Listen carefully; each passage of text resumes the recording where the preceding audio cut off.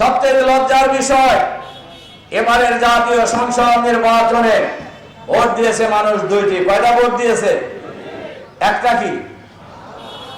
একটা হলো জাতীয় সংসদের ভোট, আর একটা ভোট কি দিয়েছে? গণভোট। গণভোট কত পার্সেন্ট লোক হার পক্ষে দিয়েছে? প্রায় 70% মানুষ গণভোটের পক্ষে রায় দিয়েছে।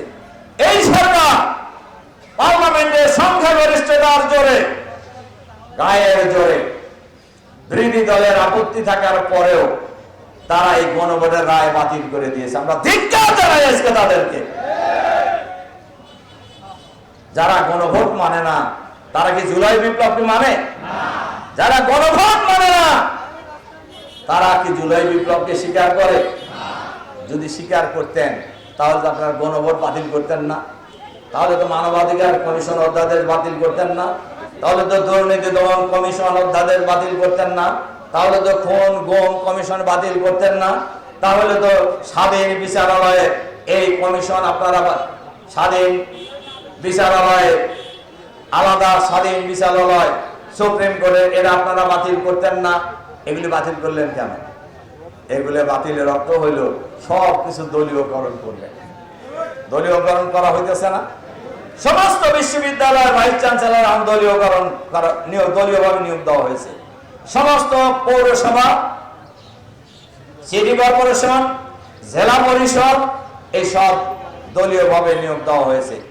অথচ বিএনপির 31 দফায় এটা উল্লেখ আছে সকল ক্ষেত্রে নির্বাচিত প্রতিনিধিরা রাষ্ট্র পরিচালনা করবেন। তাহলে আপনাদের 31 দফা গেল কোনে?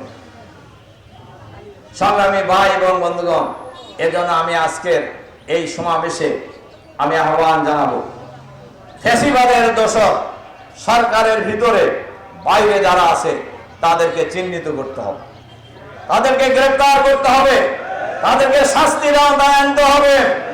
ফ্যাসিবাদের প্রধানমন্ত্রী শেখ হাসিনা সহ বেশ কিছু নেতার বিরুদ্ধে ইতিমধ্যেই ট্রাইব্যুনালে ফাঁসির আদেশ হয়েছে।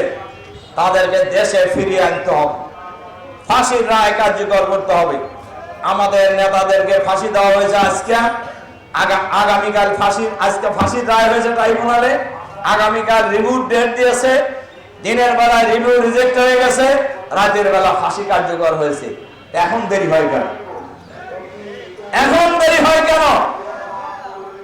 এই জবাব সরকারকে দিতে হবে। সংগ্রামী ভাই এবং বন্ধুগণ, কাজে সকল খুনিকে ফিরিয়ে এনে বিচারের রায় কার্যকর করতে হবে।